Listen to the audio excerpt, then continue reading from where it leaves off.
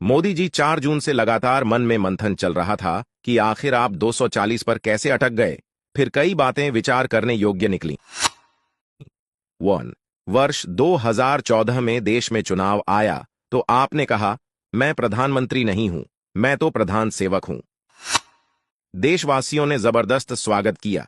बदले में आपने देश हित में कई महत्वपूर्ण कार्य किए। मजा आ गया। मजा आ गया। 2 समय बदला और 2019 में आपने कहा कि मैं तो देश का चौकीदार हूं। आपने चौकीदार की अर्जी दी। देश की जनता ने पहले से भी ज्यादा भर भर के आशीर्वाद दिया। और इस दूसरे टर्म में आपने पहले की अपेक्षा देश हित में और कई अभूतपूर्व काम किए। साथ ही संसार में यश और नाम खूब बढ़ा। हमें बहुत खुशी हो रही थी। मजा आ रहा था। 3 फिर भी बहुत तकलीफ थी। जिस जिहादी कौम का भरोसा पृथ्वीराज चौहान भी नहीं जीत पाए, उनका भरोसा आप जीतने में लगे रहे। 10 सालों में आप मध्यम वर्ग को भूल गए। 4 अमीरों को मांगने की जरूरत नहीं होती। गरीबों को राशन मकान दे रहे हो, फिर मध्यम वर्ग को क्या मिला, कभी सोचा नहीं सोचा? अल्पसंख्यकों को मिलाने के लिए आपके अनूठे प्रयोगों से कोर वोटर नाराज होते रहे। ये आपने ही कहा था ना कि मुसलमानों के एक हाथ में कुरान और दूसरे हाथ में कंप्यूटर होना चाहिए। ठीक, बिल्कुल ठीक। फिर हिंदुओं के हाथ में क्या होना चाहिए? कभी बताया नहीं आपने। खैर, बदले में मुसलमानों ने आपके हाथ में घंटा पकड़ा दिया। पूरे 60 सालों में जितना लाभ उनको कांग्रेस ने नहीं दिया, उससे कई गुना ज्यादा आपने इनको 10 सालों में मकान, शिक्षा, स्वास्थ्य, गैस, बिजली, पानी, सड़क, रेल सब कुछ दिया। 5 आपके फैसले से आपके लोग दुखी हुए, फिर भी आपके साथ दुखी भाव से खड़े रहे। लेकिन जब चुनाव का वक्त आया तो आपने सरकार बचाने या चुनाव जीतने का नारा ही नहीं दिया, जबकि साइकोलॉजिकल नैरेटिव अब की बार 400 पार का कर दिया। 6 आपके वोटर बाहर ही नहीं निकले, क्योंकि सब यही सोचते रहे, अरे 400 पार तो हो ही जाएगा, एक मेरे वोट से क्या होगा। 7 आपने कांग्रेस, राहुल गांधी और विरोधियों को सड़क पर उतार दिया। आपसे दूसरी बड़ी गलती यही हो गई।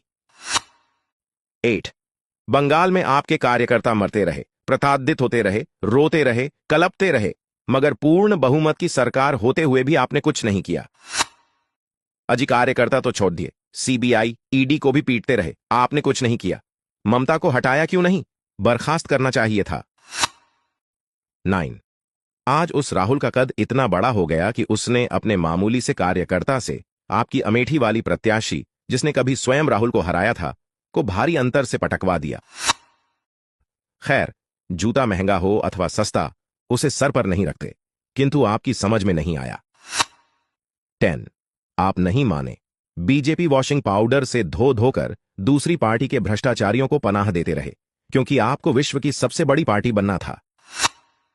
11 जो आपके पुराने कार्यकर्ता थे वो मुंह ताकते रहे, आप गैरों को टिकट देते रहे।